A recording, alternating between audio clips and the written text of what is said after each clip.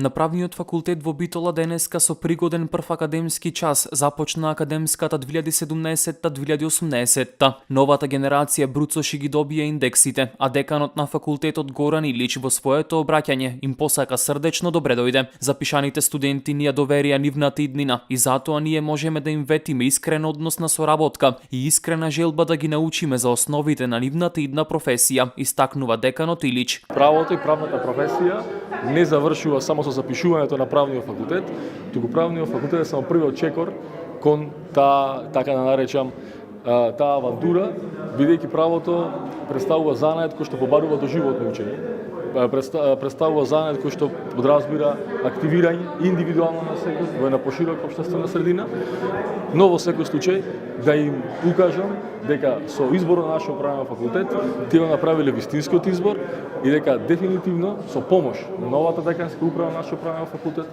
со сите оние единици на нашиот правен факултет, тие ќе можат да соработуваат во насока на исполнување на нивната крајна цел.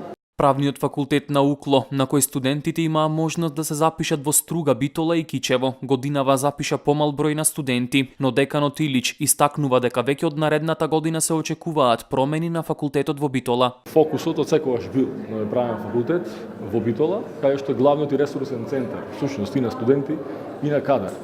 Преку активностите кои што ги презема новата деканска управа, сметам дека за следната академска година, нека звучи вака футуристички, очекуваме и ќе очекуваме запишување на поголем број на студенти, бидејќи планираме промени и реформи кои што тоа ќе ни го овозможат. Тоа ќе го бидејќи сепак тоа зависи од нас.